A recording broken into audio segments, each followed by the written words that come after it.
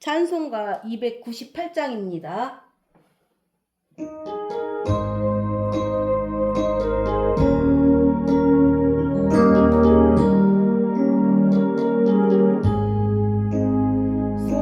속죄하신 곳에 주를 내가 찬송하리라. 내게 자유 주시려고 주가 고난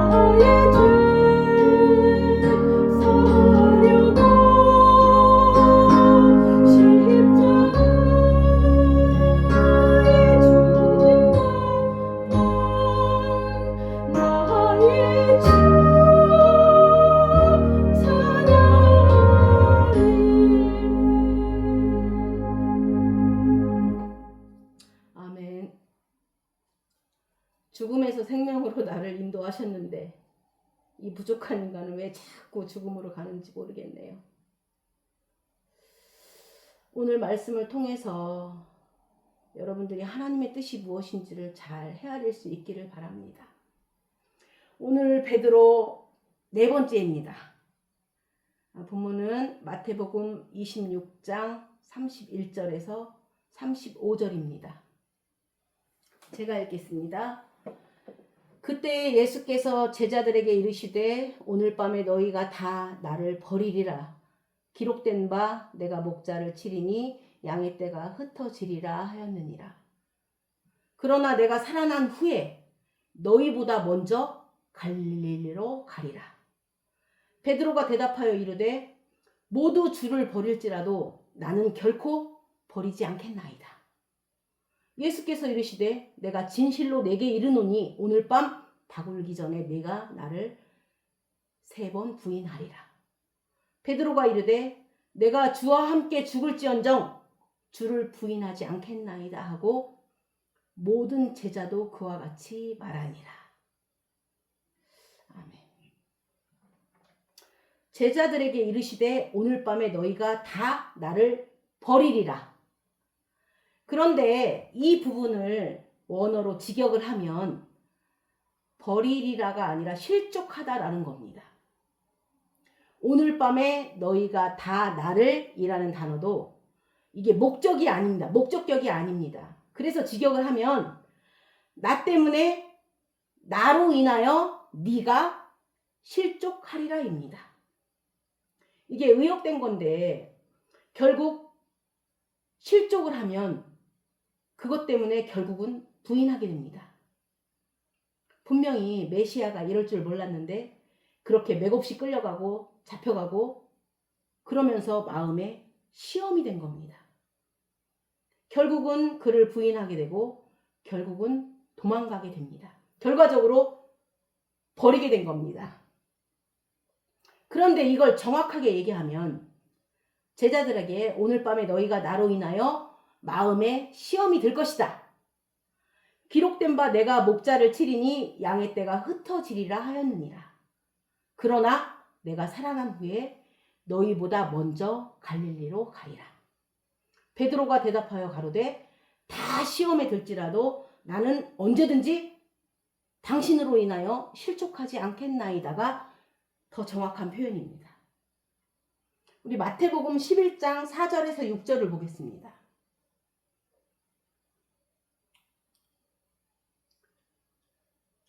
예수께서 대답하여 이르시되 너희가 가서 듣고 보는 것을 요한에게 알리되 맹인이 보며 못 걷는 사람이 걸으며 나병 환자가 깨끗함을 받으며 못 듣는 자가 들으며 죽은 자가 살아나며 가난한 자에게 복음이 전파된다 하라. 누구든지 나로 말미암아 실족하지 아니하는 자는 복이 있도다 하시니라. 지금 이 말씀의 배경은 세례 요한이 감옥에서 자기 제자들을 보내서 오실 그이가 그 메시아가 당신인가를 확인하라고 보낸 그 제자들에게 대답을 하는 겁니다. 너희가 가서 얘기하는데 내가 살아왔던 이 모습을 말씀드리는 겁니다.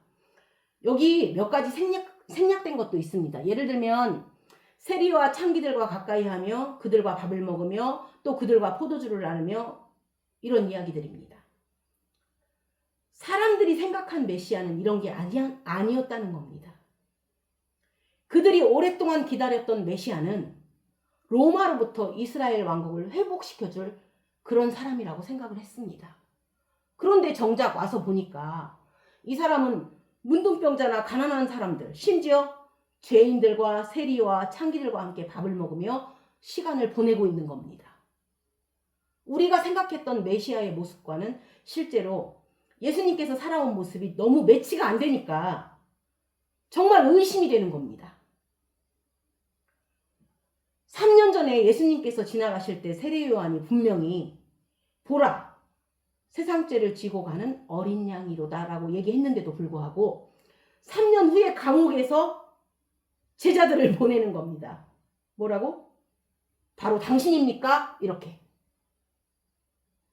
출애굽기에서 모세가 나를 보내신 이의 이름이 무엇이라고 말하느냐고 하나님께 물었더니 I am who I am이라고 합니다. 그 번역을 우리가 스스로 있는 자라고 얘기하는데 사실은 그게 이런 겁니다. 나는 나다. 에고 에이미. 헬라어로 나는 나다입니다. 그러니까 나를 누구라고 설명을 못하는 겁니다. 나는 나일 뿐입니다. 우리가 하나님은 누구다라고 얘기하는 순간에 전체 하나님이 표현되는 게 아니라 내가 알고 있는 하나님만 표현되는 겁니다. 그쵸? 그런데 그것도 바로 보면 되는데 내 생각으로 하나님을 볼 수가 있습니다. 그쵸? 하나님께서는 정답을 얘기하십니다. 나를 너희 사람들의 말로 누구라고 표현하지 말고 나는 나다 이겁니다. 예수님은 예수님인 겁니다. 그런데 우리가 생각한 예수님에 대한 어떤 관점이 있습니다. 내가 생각한 메시아는 이럴 것이다 라는 것과 메시아가 살아가는 모습이 다르다고 해서 시험에 들 일은 없는 건데 사람들이 시험에 드는 겁니다.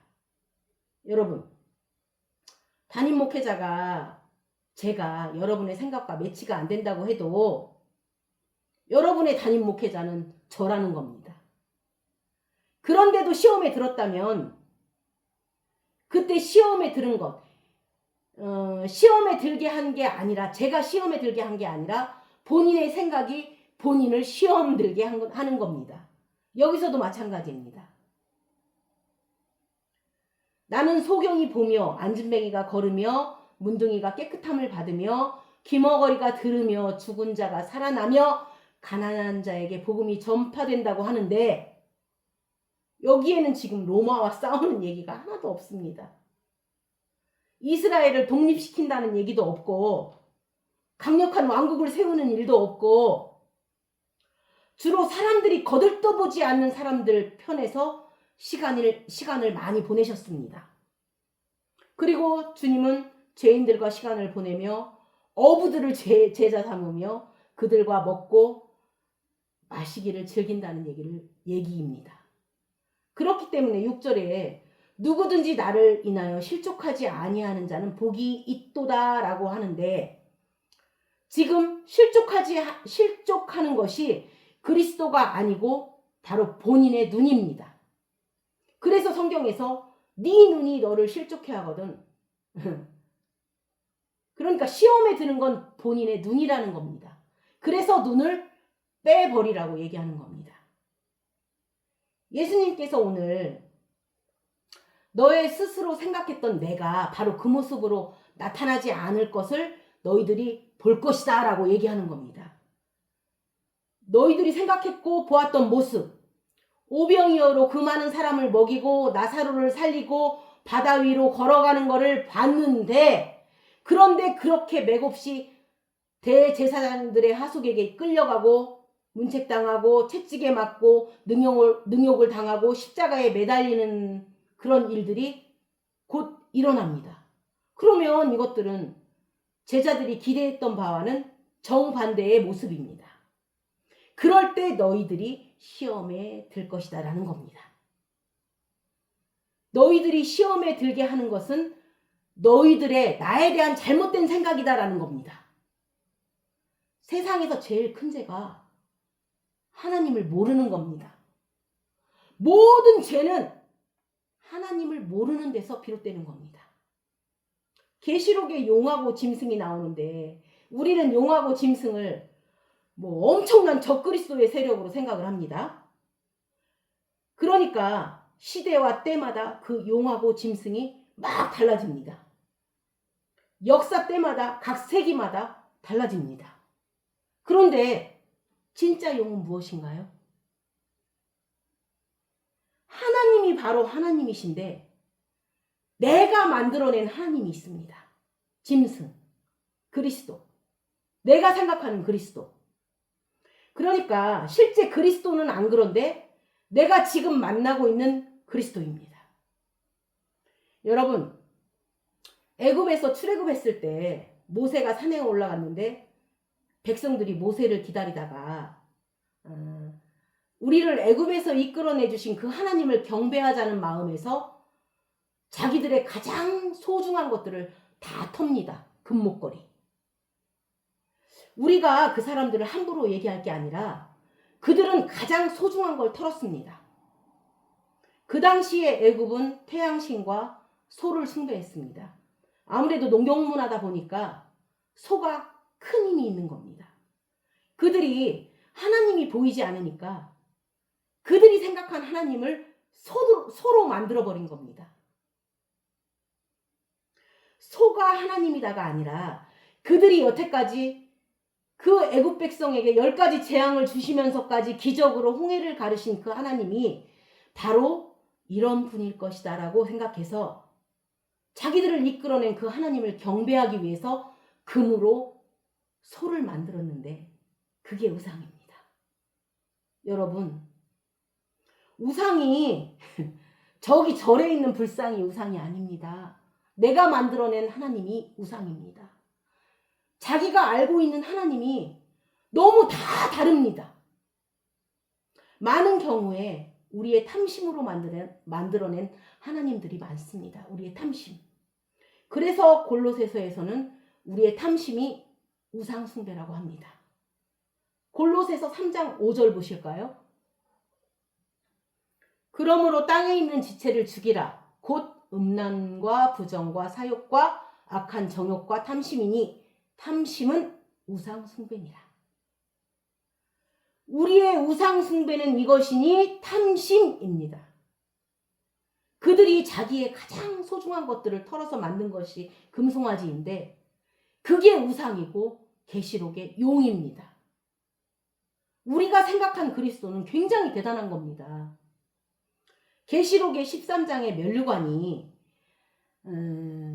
우리 생각에는 면류관이 하나는 부족한 것 같아서 면류관을 10개를 씌우려니까 그냥 씌워놓으면 미끄러질 것 같아서 뿔을 10개 만들어 놓습니다.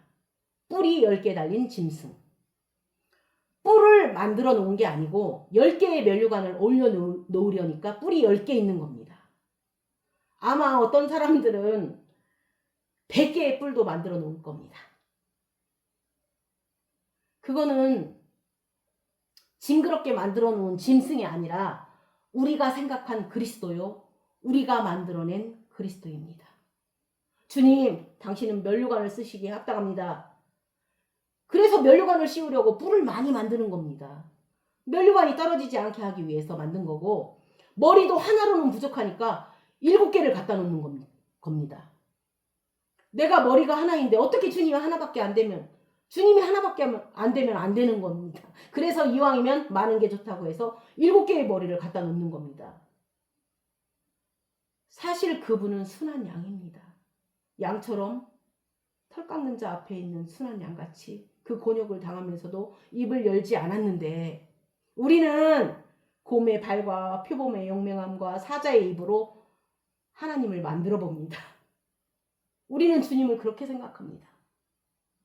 내가 하나님을 잘못 알고 내가 그리스도를 잘못 안 것이 우리를 실족하게 하고 주님을 부인하게 만드는 것입니다. 아니 생각해 보세요. 지금 야곱이 왜 밤새 씨름을 하겠는가요? 하나님이 복 주시겠다고 씨름을 하는 겁니다. 하나님은 야곱을 이스라엘로 만들겠다고 씨름을 걸어오신 건데 야곱은 이게 하나님의 손길인지 모르니까 먼저 그분을 모르니까 이게 웬 침입자냐고 하면서 인생 내내 싸우는 겁니다. 그 싸움을 걸어오는 그 손이 내가 원하던 손길이 아닙니다. 내가 원하는 건 그분은 한 손엔 떡을 한 손엔 달콤한 것을 들고 와서 우리에게 부드럽게 다가와서 먹여주기를 원하는 그 손을 기대했는데 어느 날 나한테 아주 격렬한 싸움을 거는 손길이고 나를 엎어뜨리려는 겁니다. 이게 하나님의 손길인 줄 모르니까 우리는 하나님의 손길과 대항해서 평생을 씨름하면서 사는 사람들입니다. 그런데 그 모든 일이 하나님을 모르기 때문에 일어나는 일입니다. 진정한 영생은 그 하나님을 아는 것입니다. 그의 보내신 자 예수 그리스도를 아는 것입니다. 진정한 영생은 그를 아는 것입니다. 너의 눈이 너를 실족하게 할 것이다. 오늘 너의 생각이 너를 실족해 하는 일이 벌어질 것이다 라는 이야기를 지금 하고 계시는 겁니다. 마태복음 다시 26장 32절 볼까요? 그러나 내가 살아난 후에 너희보다 먼저 갈릴리로 가리라. 먼저 갈릴리로 가리라. 성경에서는 보면 그러나가 없으면 좀 심심합니다. 그러나 오늘 밤에 너희들을 실망시킬 일이 생기지만 그러나 내가 죽은 다음에 살아나서 갈릴리로 가리라 라고 말씀하십니다. 여러분, 예수님께서 왜 십자가에 돌아가셨는지 아시는가요? 여러 가지 이유가 있겠지만 예수님께서 약속하셨기 때문에 죽으신 것입니다. 여러분, 예수님이 왜 우리를 사랑하시는가요? 약속하셨기 때문입니다. 하나님이 왜 우리를 용서하시는가요? 약속하셨기 때문입니다. 그분이 죽은 다음에 왜 살아나시는가요? 약속하셨기 때문입니다. 왜 저와 여러분을 존귀하게 여기시는 줄 아시는가요? 약속하셨기 때문입니다. 사실 우리는 굉장히 누추한 자들입니다. 사람들이 보면, 여러분도 보세요. 사람들이 인사할 때 보면 그 인사가 너무 거짓말이 많습니다. 거짓 인사로 이 누추한 곳에 오셨냐고 쉽게 말합니다. 그렇죠? 하지만 저는 솔직하게 얘기합니다. 이렇게 누추하신 분들이 어떻게 우리 교회까지 오셨는가요? 진심입니다. 우리는 참 누추한 사람이고 존귀함을 받을 사람들이 아닙니다. 그런데 내가 너를 존귀하게 여긴다고 주님은 약속을 하셨습니다. 그 존귀함을 우리가 받기 위해서 주님은 우리에게 무슨 요구도 하지 않으셨습니다. 내가 내 법이라는 것은 바로 당신 자신입니다. 내가 내 법을 너의 마음과 생각에 기록하리라고 예레미야를 통해서 말씀하셨습니다. 그것을 지키라고 하지 않으십니다. 근데 옛 언약은 지켜야 되는 겁니다. 옛 언약은 네가 내 말을 듣고 준행하면 너희는 나의 백성이다입니다. 그런데 예레미야를 통해서 새 언약은 이렇게 얘기합니다. 내 법을 너의 마음과 생각에 기록하리라. 그러면 너희는 나의 백성이 되고 난 너의 하나님이 되고 너희는 나의 제사장 나라가 되고 너희는 나의 소유가 되고.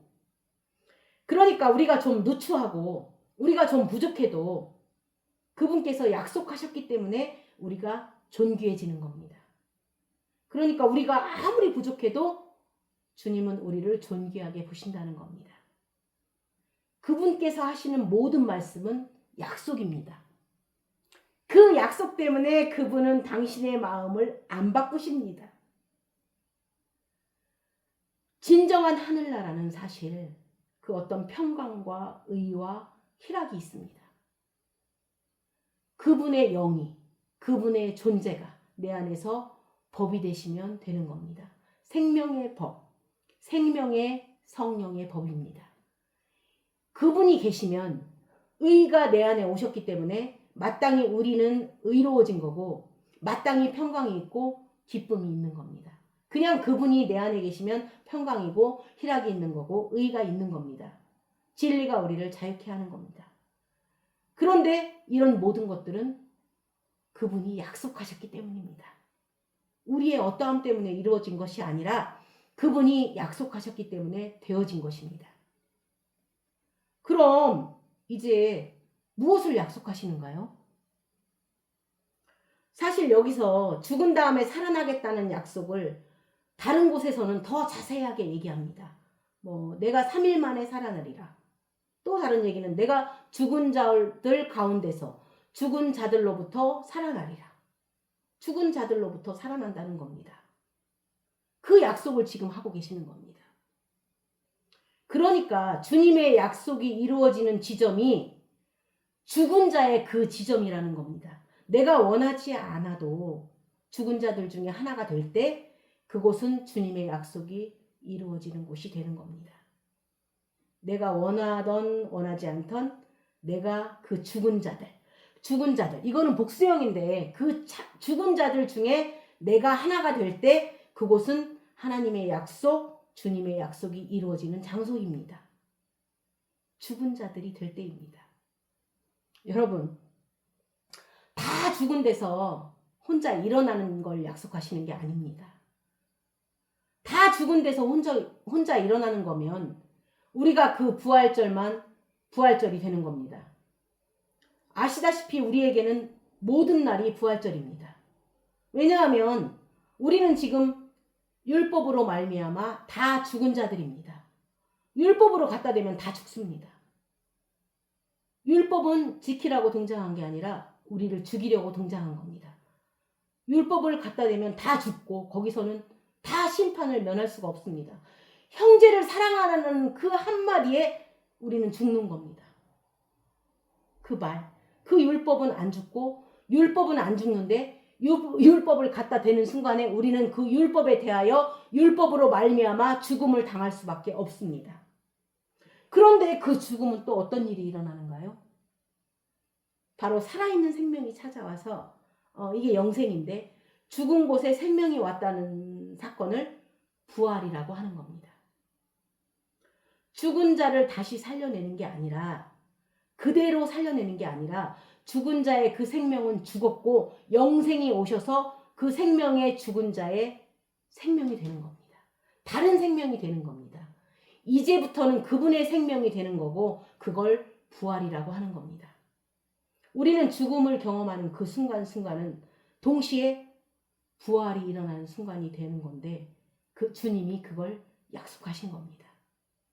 지금 굉장히 실망할 수밖에 없는 사람들인데 그렇죠. 사람의 수준에서 하나님을 어떻게 알겠는가요? 우리가 하나님을 안다는 것은 우리의 차원에서는 알 수가 없습니다. 그냥 글자 끝에 붙들려 가지고 문자주의가 되고 율법주의가 되고 그런 겁니다. 그래서 에베소서에서 말씀하십니다. 지혜와 계시의 영을 주사. 영은 당신을 주신다는 겁니다. 당신이 오시면 당신이 나의 지혜가 됩니다. 성령을 주시면 당신의 지혜가 돼서 계시가 되는 겁니다. 그럼 그분의 차원에서만 그분을 알 수 있는 겁니다. 그러니까 지금 제자들이 아직 그 일이 벌어지지 않으면 하나님을 알 수가 없는 겁니다. 예수님이 하시는 일을 도무지 이해할 수가 없는 겁니다. 그러니까 이들은 알 수가 없으니까 도망가는 게 지극히 정상입니다. 나중에 예수님께서 십자가에서 그 육신 안에서 육신이 죽으시고 율법으로 말미암아 심판을 받은 자들, 그 제자들 안에서 그리스도의 생명이 살아나셨을 때 그들이 그때야 깨닫게 되는 겁니다. 아, 그분이 메시아구나. 요한복음은 전부 그런 겁니다.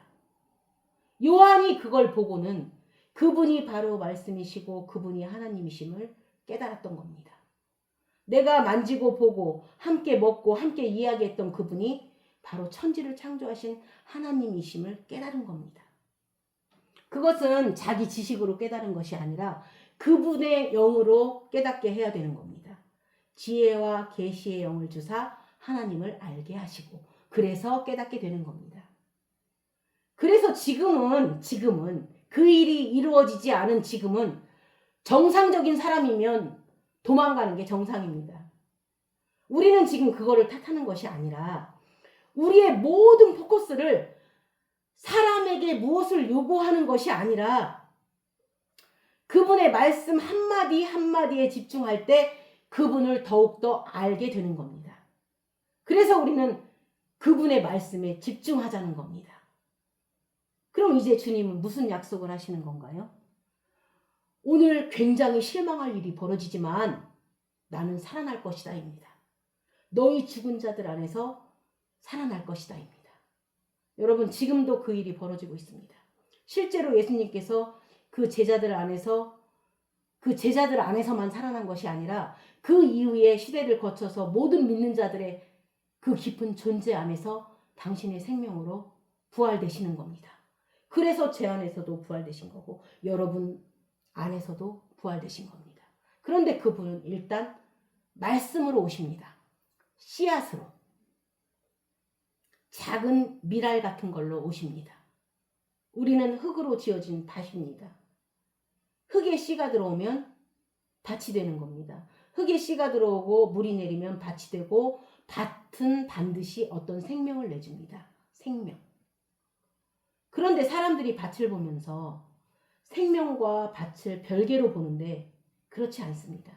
실제로 땅에서 이 밭에 씨를 뿌렸는데 줄기가 나오고 나무가 나오고 꽃이 나오면 이것은 밭이 거듭났다고 보면 되는 겁니다. 흙이 거듭나고 밭이 거듭나니까 씨앗을 받아서 씨 안에 있는 생명이 밭과 하나가 되는 겁니다. 그래서 밭에 원래 옛 생명은 죽고 밭에 이젠 생명력이 그 씨앗에 있는 생명과 하나가 되어서 새 생명을 낳는 겁니다. 밭 입장에서는 새 생명이 나오는데 그것이 곧 새롭게 태어난 자기 자신입니다. 볼까요? 요한복음 12장 24절입니다. 내가 진실로 진실로 너희에게 이르노니 한 알의 밀이 땅에 떨어져 죽지 아니하면 한 알 그대로 있고 죽으면 많은 열매를 맺느니라. 사람들은 너무 율법적인 체계에 오랫동안 잡혀 있다 보니까 모든 성경 말씀을 율법적으로 봅니다. 예를 들면 죽는 역할까지 자기가 하려고 합니다. 그런데 한 알의 밀알은 내가 아닙니다. 한 알의 밀알은 말씀이신 그리스도입니다. 한 알의 밀알이신 그 생명이 내 영혼밭에 떨어지면 이 이야기입니다. 내 영혼밭에 떨어지면 씨앗도 죽습니다. 죽지만 그 안에 있는 생명력은 영원합니다. 실제로 씨앗은 죽습니다. 그렇죠? 씨앗이 죽지 않으면 밖에서 아무런 일이 안 일어납니다. 씨앗이 틀어지고 부서지고 쪼개지고 해서 씨앗이 소멸되는데 소멸돼서 죽을 때 그 안에 있는 영생이 거기서 나와서 다른 존재인 이 밭과 하나가 됩니다. 그러니까 주님께서 십자가에서 죽으셨다는 의미는 그분의 생명은 곧 제자들과 저와 여러분 안으로 오셔서 하나가 되는 일이 벌어진다는 겁니다. 천국이 나에게 오는 겁니다. 하늘로서 내려온 산 떡입니다. 우리는 하늘나라에서 내려오니까 무슨 케이블카 타고 내려오는 걸 생각하는데 하늘에서 내려왔다는 건 바로 죽음을 얘기하는 겁니다. 천국. 그분은 그냥 천국입니다. 가만히 있어도 그분이 계신 곳은 천국이고 하늘입니다. 그분이 내려왔다는 것은 우리에게 왔다는 겁니다. 나 있는 지점에 오시는 건데 그러면 그 내려옴은 먼저 죽음입니다. 그분이 십자가 죽음을 통해서 하늘의 씨앗이 썩어지는 겁니다. 이게 고난입니다. 고난을 통해서 그 생명이 아주 필사적으로 필요한 나의 죽음의 지점에 오는 겁니다. 씨가 먼저 내 밭에 떨어졌다는 것은 잉태하는 겁니다. 그렇죠? 씨가 나에게 떨어졌다는 것은 잉태를 했다는 겁니다. 그런데 잉태했다고 해서 하루아침에 해산하지는 않습니다. 오랜 동안의 일들 속에서 잉태 자체의 그 고통과 수고의 기간이 지나야 하며 때가 돼야만 해산을 합니다. 바로 그렇게 생각하면 됩니다. 나라는 밭에 생명이 오는 겁니다. 나는 씨가 없기 때문에 성경에서는 여자라고 표현을 합니다. 남자는 먼저 씨앗이 있는 겁니다. 그래서 그리스도가 부모를 떠나 여자와 한 몸을 이룬 교회와 그리스도에 대해서 말하노라. 그 그리스도가 나의 머리가 되면 교회입니다. 이 공동체 안에서 그리스도가 머리가 되어서 늘 그분으로 잉태하는 겁니다. 늘 말씀이 있고 생명이 있어서 그분으로 잉태하는 겁니다. 사실 그 잉태 자체는 그리스도가 십자가의 고통을 통해서 잉태되어지는 거지 그 씨가 뿌려지는 게 아닙니다. 그분이 생명나무가 율법으로 죽은 자에게 찾아오기 위해서는 십자가를 통해서 화영검을 뚫고 들어오는 겁니다. 그분이 약속하셨기 때문에 그분의 순환을 통해서 십자가의 고통을 통해서 나에게 오신 겁니다. 내가 네 안에서 살아나겠다고 약속하셨으니까 오시는 겁니다. 그 다음에 오신 다음에는 나는 잉태되는 거고 이제 내가 해산을 하게 되는 겁니다. 내가 해산을 한다는 것은 생명과 내가 하나가 되어서 새 생명을 낳는 겁니다. 그 새 생명은 씨앗에 있는 생명이 나하고 연합하여 하나가 된다는 겁니다. 나와 연합해서 하나가 된다는 건 내 입장에서 보면 늘 해산의 수고가 따르는 겁니다. 그것이 기독교인들이 겪는 고통입니다. 우리의 고통은 아이를 낳는 고통입니다. 아이, 새 생명. 나라는 그릇. 나라는 옛 생명은 그릇입니다. 진정한 생명을 담는 그릇이 되는 겁니다. 그 씨앗을 담는 그릇이 되어서 하늘을 이루는 겁니다. 한 몸을 이룰지로다. 비밀이 크도다. 그래서 애를 낳는 고통 그 자체가 해산하는 고통입니다. 그래서 그 해산의 고통을 통해서 아이를 낳는데 그 생명이 바로 씨앗이 갖고 있던 생명입니다. 새 생명. 그러면 새 생명은 무엇인가요? 내가 따로 있고 새 생명이 따로 있는 것이 아니라 우린 날마다 내 존재 안에서 새 생명을 낳는데 그 생명이 바로 다름 아닌 새롭게 되어진 나입니다. 새롭게 되어진 나입니다. 우리가 생명의 말씀을 받아서 이 안에서 잉태가 되어서 새 생명이 자꾸 연합이 되어야 합니다. 그런데 그것은 그냥 있는 것이 아니라 바로 해산의 수고를 통해서 새 생명은 늘 주님을 사랑하고 주님이 그 안에서 생명을 다스리는 곧 이스라엘, 하나님이 나를 다스리는 새 생명의 체계가 이루어지는 겁니다. 그래서 율법 안에서 죽은 그 심판받은 그 여인에게 찾아와서 하나님께서 그것을 예언하는 곳이 창세기 3장 16절입니다. 볼까요? 여태까지 제가 해산, 잉태 이런 얘기를 했는데 창세기 3장 16절에 있습니다. 또 여자에게 이르시되 내가 네게 임신하는 고통을 크게 더하리니 내가 수고하고 자식을 낳을 것이며 너는 남편을 원하고 남편은 너를 다스릴 것이니라 하시고. 여러분, 자식에게 징계하면 죽이겠다는 게 아니라 그건 복입니다. 부모가 자식을 징계하는 것은 자식한테 복을 주는 겁니다. 남이 징계하면 복이 아닌데 부모가 징계하면 복입니다. 그동안 너무 심플하게 우리 차원에서 하나님을 알지 말아야 합니다. 우리 차원에서 그냥 죄를 졌으니까 와서 징계했고 그래서 잉태하는 고통이 생겼다고 이렇게 생각하지 말아야 합니다. 자기 백성입니다. 자기 백성이고 법이 있으니까 죄를 집니다.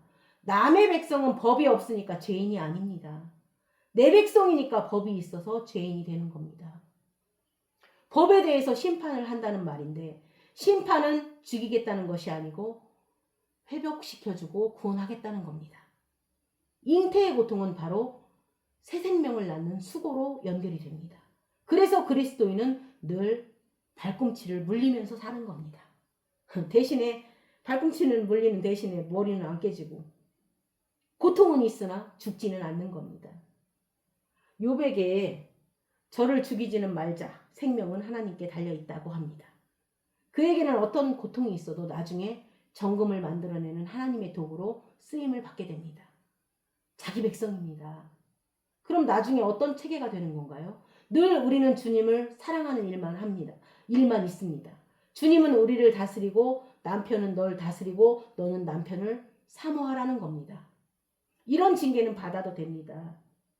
여러분 너무 무통분말 좋아하지 마시기 바랍니다. 로마서 8장 17절입니다. 자녀이면 또한 상속자 곧 하나님의 상속자요 그리스도와 함께한 상속자니 우리가 그와 함께 영광을 받기 위하여 고난도 함께 받아야 할 것이니라. 어떻게 영광을 받는가요? 내 안에서 새 생명이 탄생됨으로 영광을 받습니다. 함께 받는 고난인데 이것도 약속입니다. 그런데 이 고난에 대한 약속은 더 좋은 것으로 참을 수 있게 해줍니다. 우리가 더욱더 그리스도의 생명에 대해서 확장되도록 만들어줍니다. 고난을 통해서 영적 해산의 수고를 통해서 계속 새 생명을 낳는데 그 생명이 바로 나입니다. 그게 나입니다. 우리는 옛사람으로 사는 건데 생명의 씨앗이 와서 새롭게 되어지면 그 아들을 낳는 수고가 있습니다. 그 아들이 바로 나이기 때문에 내가 날마다 새로워지는 겁니다. 그러니까 내가 더욱 새로워지면 그 해산의 수고는 계속 따라오는 겁니다. 성경은 다 같은 맥입니다. 좁은 길, 좁은 문. 다 그것을 거치는 겁니다. 함께 받는 겁니다. 씨앗만 죽는 것이 아니고 밭도 자기도 죽는 겁니다. 흙은 흙으로 돌아가는 겁니다. 거기서 세워지는 것은 우리의 죽음이라는 지점은 생명력을 받는 그릇이 되는 겁니다. 우리가 죄를 짓는다는 건 악해서 짓는 게 아니라 약해서 짓는 겁니다. 약하기 때문에 율법을 이겨낼 수 없기 때문에 율법 앞에 죽는 겁니다. 그런데 우리의 약함은 바로 강함을 담는 그릇이 되는 것이지 약함을 물리치고 강함을 따로 세우는 게 아닙니다.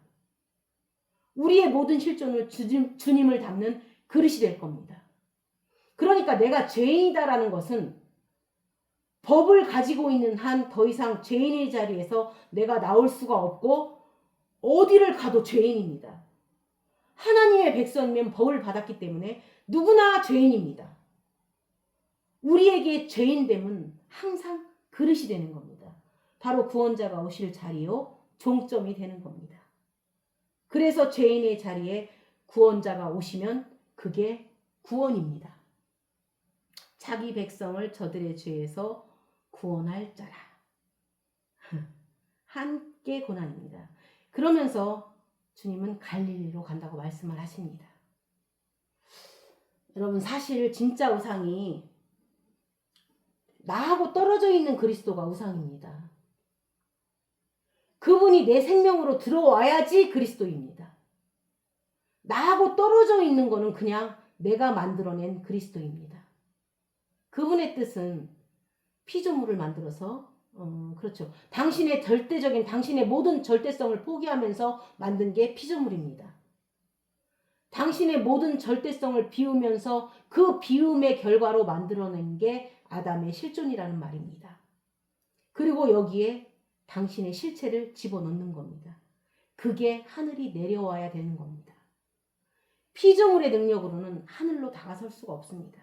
그래서 당신의 빛을 가리워서 흑암을 창조하시고 당신의 꽉 찬 충만을 가리우시니까 일시적인 공허가 창조되는 겁니다. 하나님의 뜻을 비우고 모든 것을 비우니까 혼돈이 창조되지만 혼돈과 흑암과 공허는 곧 하나님이 오셔서 당신과 하나를 만드실 하나님의 창조의 완성이 되어지는 겁니다. 그것이 우리입니다. 그러니까 우리가는 절대로 하나님의 차원이 될 수가 없습니다. 무조건 그분이 오셔야만 됩니다. 누가복음 24장 30절에서 32절을 보시겠습니다. 그들과 함께 음식 잡수실 때에 떡을 가지사 축사하시고 떼어 그들에게 주시니 그들의 눈이 밝아져 그인 줄 알아보더니 예수는 그들에게 보이지 아니하시는지라. 그들이 서로 말하되 길에서 우리에게 말씀하시고 우리에게 성경을 풀어주실 때에 우리 속에서 마음이 뜨겁지 아니하더냐 하고. 여러분 그분의 모든 목적은 내 안에 오셔서 나와 하나를 만드는 겁니다. 그분의 모든 목적과 방향은 하나가 되는 겁니다. 그게 완성입니다. 그분의 종점역이 여기 지금 내 마음입니다. 이곳에서 우리가 말하는 그 천국을 만드는 겁니다. 먼데 갈 필요 없는 겁니다. 새하늘과 새 땅을 이 우주적인 어떤 공간에 만들겠는가요? 내 마음 안에서 만드는 겁니다. 궁극적인 목적은 땅과 하늘의 경계가 사라지는 겁니다. 그래서 베드로에게 약속하셨습니다. 너에게 천국 열쇠를 주나니 땅에서 매이면 하늘에서도 매이고 땅에서 풀면 하늘에서도 풀린다. 이것은 땅과 하늘의 경계가 더 이상 사라지고 하나가 된다는 겁니다.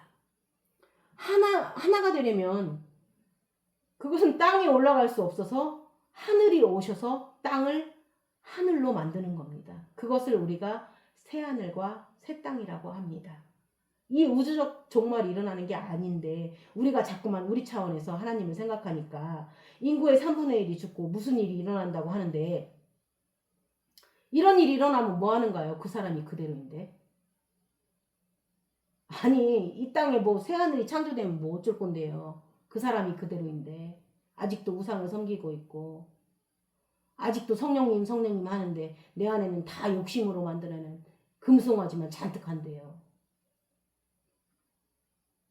우리를 당신의 생각으로 나로 생각하게 하시고 당신의 눈으로 나를 보게 하시고 당신의 마음으로 사람을 품게 하시고 왜? 그분의 생명으로 가득할 때 그곳이 하늘나라이기 때문입니다. 그래서 하늘과 땅의 경계가 없어지는 겁니다. 그러면 만약에 내 안에 들어오시면 그분은 안 보이는 겁니다. 여러분 자기 코가 보이시나요? 보이는 사람, 안 보이는 사람? 코가 보이는 순간부터 그분의 코는 납작하지 않은 겁니다. 그런데 여러분 자기 눈동자가 보이는가요? 안 보입니다. 점점 자기가 될수록 안 보입니다. 그럼 안 보인다고 존재하지 않는 건가요? 존재하는 겁니다. 그럼 이제는 존재의 근거를 보이는 데서 보지 말고 이제는 그냥 존재함 자체에서 보는 겁니다. 보이지 않아도 존재하는 것 자체가 증거가 됩니다. 내가 느끼지 않아도 만지지 않아도 존재 자체가 증거가 됩니다. 그건 약속이 되고 말씀이 되는 겁니다. 그래서 말씀이 증거고 그것을 붙들 때 믿음이 되는 겁니다. 믿음은 보이지 않는 것의 증거가 되는 겁니다. 그러니까 예수님은 오늘 내가 너를 실망시킬 것이다. 네 눈앞에, 네 앞에 떨어져 있는 보이는 예수, 나는 네 앞에서 사라질 것이니 사라질 것이다. 그걸 약속하고 계시는 겁니다. 왜냐하면 죽을 거니까. 이제 안 보일 것이다. 그러나 또 다른 약속을 하십니다. 이제 내가 네 안에서 살 것이다. 이제는 네가 나를 볼 수 없고 만질 수 없고 확인될 수 없지만 네 안에서 존재한다는 겁니다. 여러분은 하도 들어서 놀라지도 않지만 이거 정말 놀라운 얘기입니다. 그러면 우리의 신앙의 방향이나 믿음의 방향은 점점 어디로 가야 되는 건가요? 보이는 부분에서 보이지 않는 걸로 가는 겁니다. 보이지 않는다는 것은 없어져도 더욱더 그분의 실존 안으로 들어가는 겁니다. 이제 함께라는 영역이 되는 겁니다. 그동안은 떨어져 있었으니까 보였지요. 돌에 새겼으니까 법이 보였는데 이제 돌성전은 무너지고 그것이 마음으로 들어오니까 이제는 법이 안 보이는 겁니다. 보였을 때는 내가 그것을 해야 되지만 안 보이게 해놨는데 어떻게 지키겠는가요? 이제는 법이 스스로 자기의 것을 성취하는 겁니다. 너희를 부르시는 이는 미쁘시니 그가 또한 이루시리라. 법이 스스로 성취하는 겁니다. 그러면 보이는 건 전부 실체가 아니고 그림자였던 겁니다. 이제는 진짜 말씀이 실체입니다. 그러니까 구약에 있던 모든 일들은 보였던 거고 그림자였던 겁니다. 구약에 제사 드리는 것도 그림자였습니다. 모든 게 다 예수 그리스도를 향한 그림자입니다. 할례. 지금은 직접 할례를 하지는 않지만 그렇죠. 지금은 우리의 영적 할례가 이루어지고 있는 겁니다. 안식일도 그림자입니다. 이제는 안식일을 안 지켜도 안식이 내 안에 있습니다. 왜냐하면 그리스도가 내 안에 있으면 안식입니다. 11조도 그림자입니다. 이 생명의 모든 것의 시작은 내가 아니라 첫째 생명, 첫째 부활, 바로 그리스도로부터 비롯된다는 고백입니다. 11조를 드리면서 우리가 먹고 살 수 있는 것은 그리스도로 말미암음이고 하나님의 은혜로 말미암음이지 우리의 노력으로 말미암음이 아니라는 겁니다. 당신을 표현하는 거고 고백하는 겁니다. 성찬도 다 고백하는 겁니다. 진짜 성찬은 내가 그분의 말씀을 먹고 마시면서 사는 게 성찬입니다. 그래서 예배가 성찬이 되어야 하고 모일 때마다 다 성찬이 되어야 합니다. 다 그림자입니다. 그것은 다 고백하는 겁니다. 내가 사랑하는 사람에게 꽃을 줬다면 꽃은 그림자입니다. 실제로 사랑을 안 주고서 꽃만 주면 이건 그림자 사랑인 겁니다. 꽃을 안 줘도 내가 꽃이 되면 되는 겁니다. 그렇다고 11조가 그림자라고 해서 없어진 게 아니고 여러분 지금은 10의 10조 시대이고 전부의 시대입니다.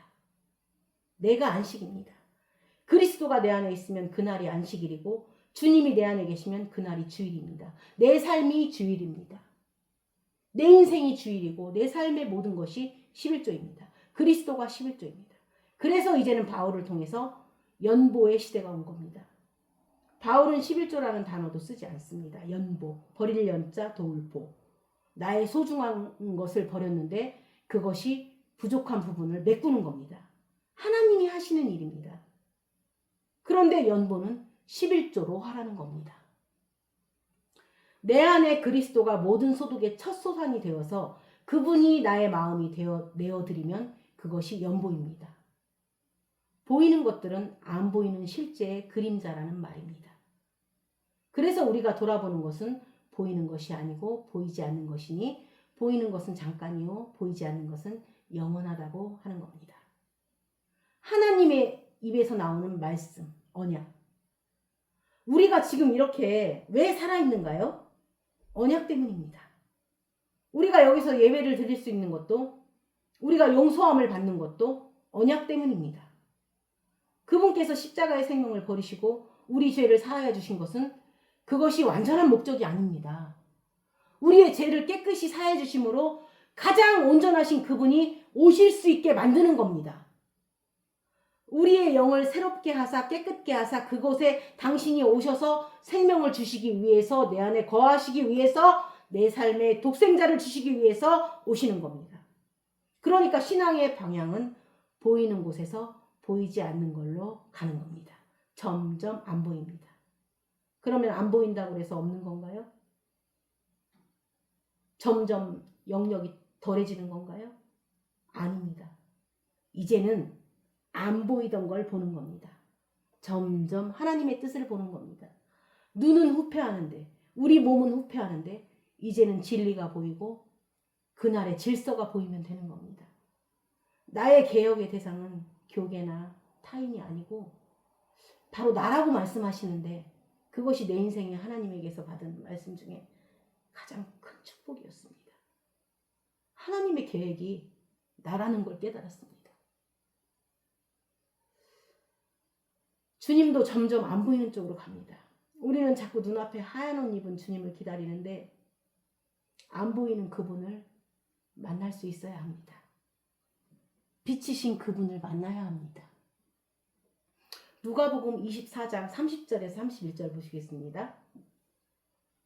그들과 함께 음식 잡수실 때에 떡을 가지사 축사하시고 떼어 그들에게 주시니 그들의 눈이 밝아져 그인 줄 알아보더니 예수는 그들에게 보이지 아니하시는지라. 이분이 안 보이는 겁니다.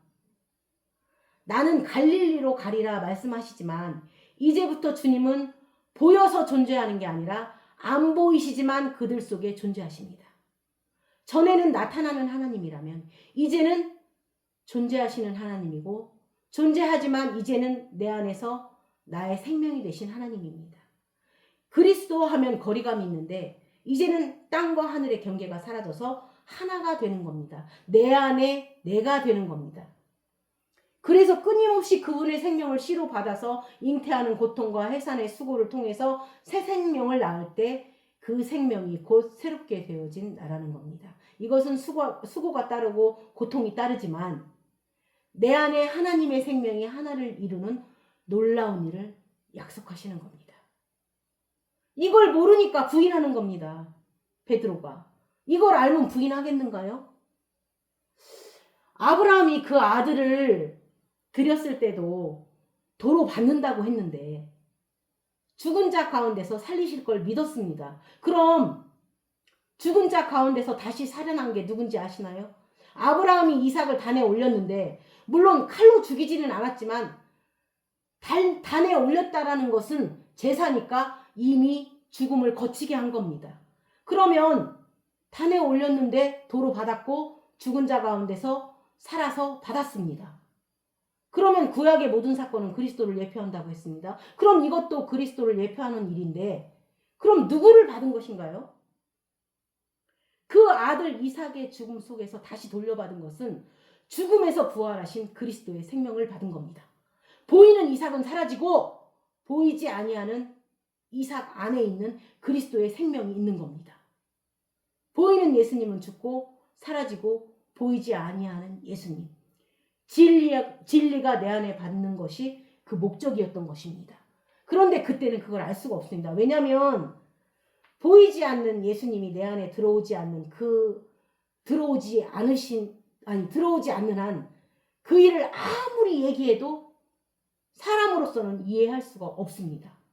볼까요? 누가복음 22장 31절에서 32절입니다. 시몬아 보라 사탄이 너를 밀가부르듯 하려고 요구하였으나 그러나 내가 너를 위하여 내 믿음이 떨어지지 않기를 기도하였느니 너는 돌이킨 후에 내 형제를 굳게 하라. 이거 같은 병행 구절입니다. 그런데 제자들이 기억력이 나쁘니까 다르게 얘기합니다. 이걸 이해하라고 기억해서 녹음해서 한 게 아니니까 자기가 생각난 걸 쓰는 겁니다.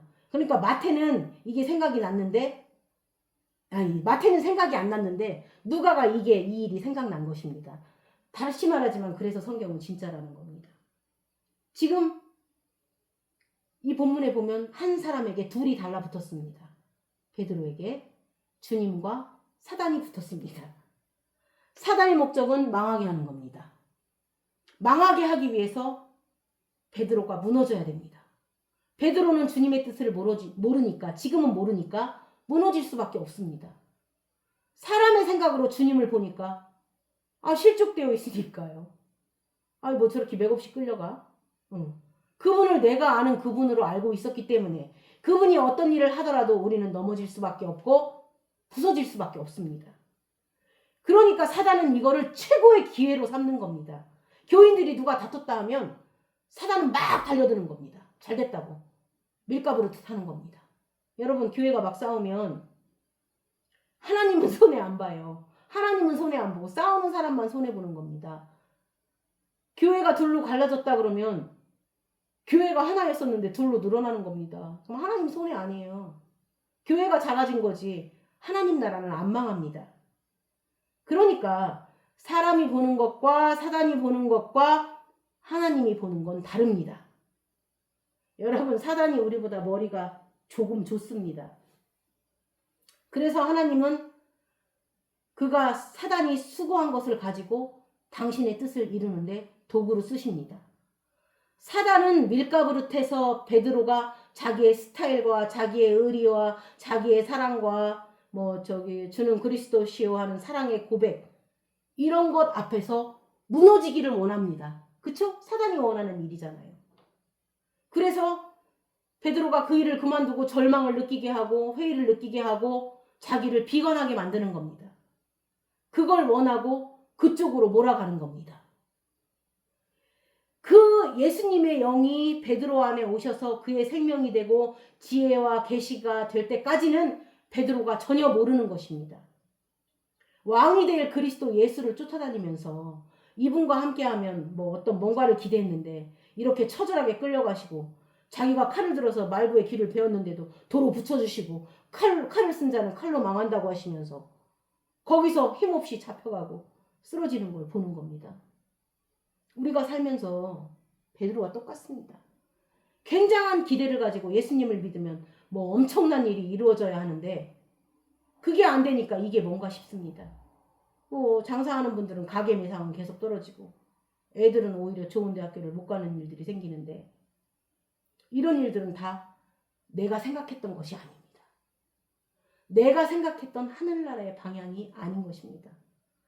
내가 생각했던 그 방향이 자꾸 이상하게 가는 겁니다. 그래서 맥이 팍 놓여지는 겁니다. 무너질 수밖에 없습니다.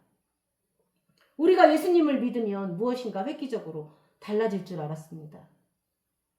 저도 그 생각을 했어요. 주님 만나고 한 사람이 구도하니 도를 깨닫고 득도해서 하사나에 전도하면 시대가 개혁하리라. 이렇게 생각했습니다. 그래서 구도하고 득도하고 전도하면 시대가 바뀔 줄 알았는데 어느 날 하나님이 뒤통수를 치시면서 네가 바로 도가 필요한 사람이다 하시는 겁니다. 너무나 잘해. 처음 저의 소망은 내가 그냥 평범하지만 하나님의 사랑을 받으면서 진짜 하나님의 그리스도인이 되는 거였습니다. 지금보다 나은 그리스도인이 되는 게 소원이었습니다. 그런데 그렇게 쉽지가 않습니다. 정말 내가 원치 않은 많은 것들이 따라옵니다.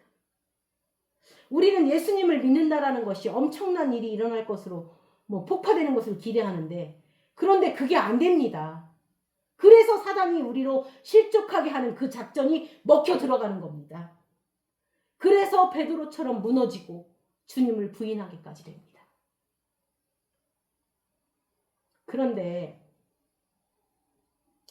베드로는 웬만해서는 자기를 부인 안 할 거라는 것을 하나님은 알았습니다. 주님을 부인하는 짓을 해야지 자기를 부인할 거라는 걸 아셨습니다. 그러니까 베드로가 자기를 부인하게 된 건 주님을 부인하는 순간 내가 이런 사람이다 라고 자기를 부인합니다. 그래서 주를 버리지 않겠나이다, 이 말이 심각한 거였습니다. 베드로가 주님을 부인한 것보다 더 심각한 것은 죽을지라도 주님을 부인하지 않겠습니다라고 생각했던 그 생각이 더 심각했던 것입니다. 사단은 주님을 부인함으로 베드로를 밀가부르듯 했고, 주님은 주님을 부인하지 않겠습니다라는 그것이 잘못됐다는 걸 사단이 밀가부르듯 할 때 깨닫게 해주십니다. 사단의 작전인 주님을 부인하는데 성공할 때 그 성공을 통해서 또다시 주님의 작전이 성공하는 것입니다. 좌우지단간에 사단이고 나발이고 누구든지 나한테 성공하는 일은 하나님의 뜻을 이루는데 도구로 쓰여지는 것입니다. 그래서 베드로는 무너집니다. 사단은 무너뜨리는 걸로 성공했는데 주님은 무너뜨린 것을 돌이키는 걸로 성공을 합니다. 무너짐이 없고 부서짐이 없는데 어떻게 돌이킬 수 있겠는가요? 그 무너짐 속에서 통곡하며 자기를 부인하게 되는 겁니다. 우리 마태복음 26장 75절을 마지막으로 봅니다. 마태복음 26장 75절입니다. 이에 베드로가 예수의 말씀에 닭 울기 전에 내가 3번 나를 부인하리라 하시니 생각나서 밖에 나가서 심히 통곡하니라. 닭이 울어서 통곡한 게 아니라 사실은 반대입니다. 닭은 베드로가 통곡할 때를 기다린 것입니다. 닭이 운다는 건 빛이 온다는 건데, 맞죠? 닭이 운다는 건 빛이 온다는 겁니다.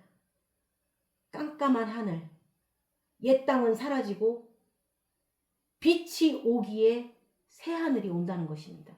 새 하늘 아래에 있는 사람은 새 땅이 되는 것입니다. 그 전에 베드로의 통곡 사건이 있었던 것입니다. 마태복음 24장 29절에서 30절만 한 번 더 보겠습니다. 그날 환난 후에 즉시 해가 어두워지며 달이 빛을 내지 아니하며 별들이 하늘에서 떨어지며 하늘의 권능들이 흔들리리라. 그때에 인자의 징조가 하늘에서 보이겠고 그때에 땅의 모든 족속들이 통곡하며 그들이 인자가 구름을 타고 능력과 큰 영광으로 오는 것을 보리라. 별들이 하늘에서 떨어지며, 여러분 진짜 하늘 이렇게 바라보면서 빛 있는 거를 생각하지 말아야 합니다. 그건 아주 애기 수준입니다. 더 이상 문자나 보이는 거에 있지 않고 진리 안으로 들어와야 합니다. 이것은 옛 세상, 옛 땅이 사라지는 겁니다. 그분의 목적은 우리 한 사람, 이 천하보다 귀한 한 사람, 우주와 같은 한 사람 안에서 새 하늘을 먼저 만들어내는 것입니다. 그 옛 땅이 사라지는 모습을 지금 이렇게 표현하는 것입니다. 해가 어두워지고 달이 빛을 내지 않습니다. 별이 하늘에서 떨어지면 하늘의 본능이 흔들리는 겁니다. 옛 땅이 무너지는 것이고 예루살렘 돌성전이 무너지는 겁니다.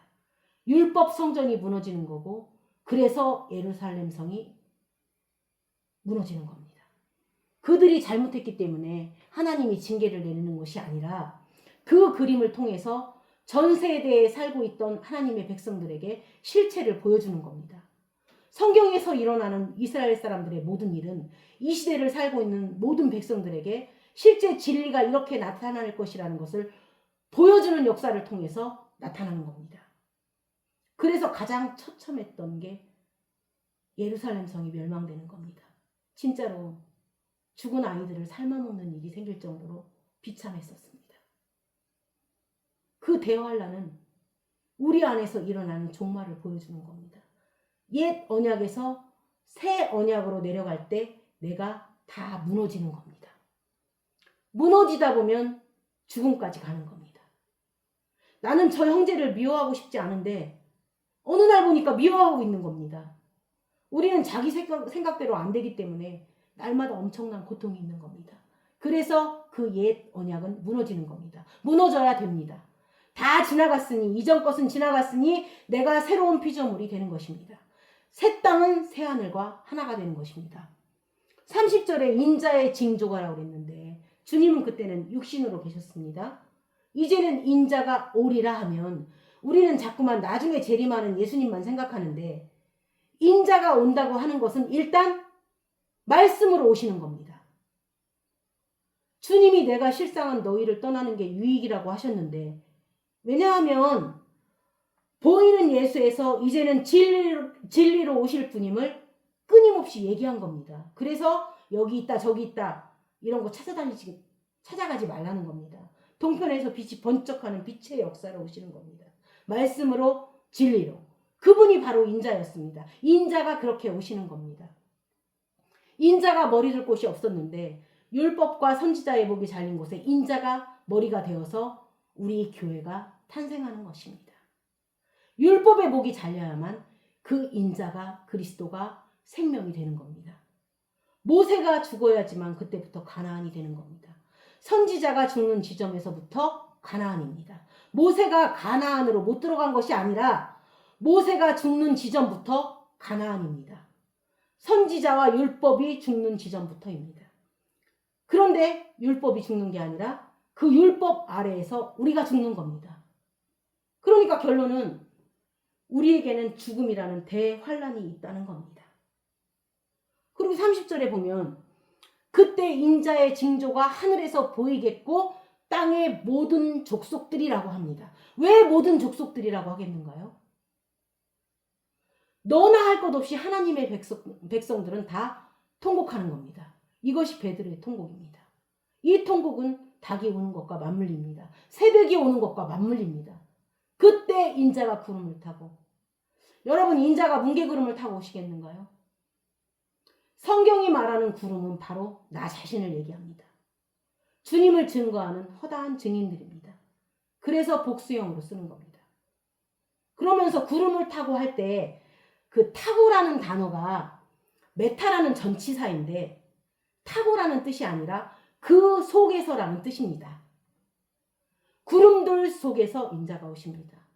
허다한 증인들 속에서 그분은 지금 내 안에서 오시는 겁니다.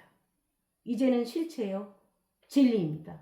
무슨 손오공처럼 구름 타고 나팔 불며 오시는 주님을 기다리지 말고 내 안에서 그분이 말씀하실 때 내가 잉태하는 고통을 더하고 그분이 나하고 연합되어서 해산의 고통을 통해서 새 생명이 계속 탄생되면서 하늘나라가 이 안에서부터 확장되기 시작할 때에만 하나님의 일이 완성되는 겁니다. 내 마음 여기서부터입니다. 그런데요, 다른 사람은 다 구원케 하고 자기는 구원을 얻지 못하는 경우가 있는데 왜 그럴까요? 참 어처구니 없게도 나 자신을 제껴놓는 겁니다.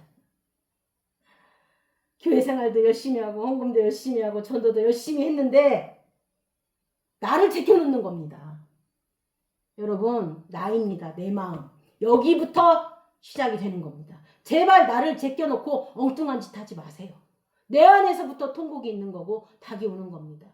그래서 율법 안에서 내가 날마다 무너지는 겁니다. 사단이 승리하는 것 같지만 그 자리는 우리의 행위가 나타나는 게 중요한 것이 아닙니다. 우리의 무너짐 속에서 하나님의 목적의 성공은 무너진 자를 돌이켜서 믿음을 굳게 하는 것입니다. 사단이 밀가부르듯 하는 일들 때문에 무너질 수밖에 없지만 깨어지는 우리의 일상을 통하여서 하나님의 목적이 성공하는 은혜가 여러분에게 있기를 주님의 이름으로 축원합니다. 찬양하시겠습니다.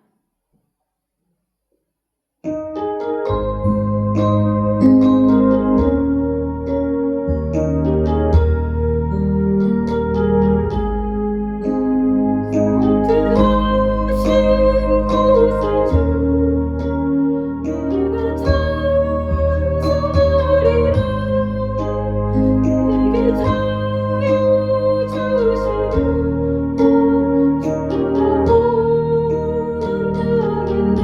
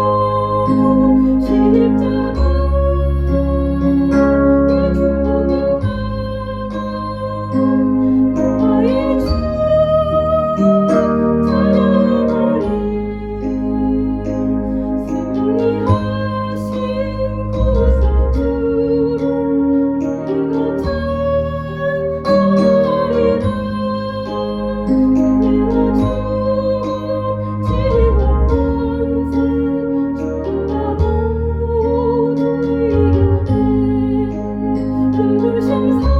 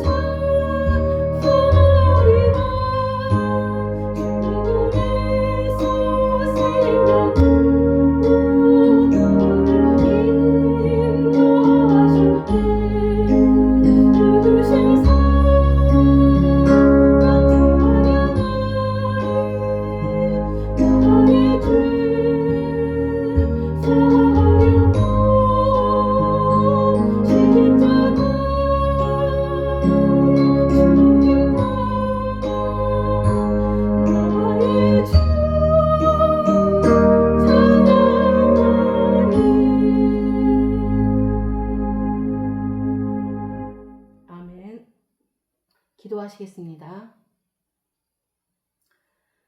살아계신 하나님 감사합니다. 우리에게 무거운 짐을 요구하신 것이 아니라 믿음을 요구하신 것임을 감사드립니다. 그런데 그 믿음조차도 끊임없이 당신의 생명의 말씀을 우리 영혼밭에 들려줌으로 말미암아 결국 하나님이 하시는 일임을 알게 해주시니 더더욱 감사합니다. 오히려 믿음으로 살게 하시고 믿음이 내 안에서 역사하게 하여 주옵소서. 우리 안에 일어나는 모든 일과 우리에게 벌어진 모든 사건과 또 내게 행하였던 모든 행위가 하나님께서 일하는 지점이 되게 하시고 그 무너짐은 돌이킴의 역사가 일어나는 거룩한 장소가 되게 하여 주옵소서. 우리 삶의 모든 지점에서 당신의 이름을 부르는 일이 있게 하시고 그 이름을 부를 때 구원의 역사를 경험하게 하여 주옵소서.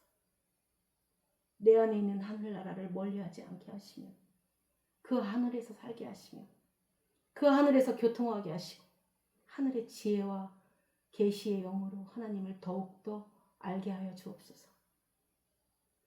하나님을 아는 그 삶이 곧 나의 삶이 되게 하시고 나를 사랑하시는 당신의 사랑을 볼 때마다 그것이 나의 감사가 되게 하시고 나를 향해서 용서하신 그 용서가 나로 형제들을 용서함이 되게 하여 주옵소서. 그래서 내가 끊임없이 나의 눈을 들어 당신을 바라보고 당신의 어떠함을 발견하였을 때 결국 내가 알았던 참된 생명의 지식이 나의 삶을 통해서 그대로 드러나지는 영광이 있게 하여 주옵소서. 주님을 더욱더 사랑하기 위해서 당신의 사랑을 구하며 예수 그리스도의 이름으로 기도드렸습니다. 아멘.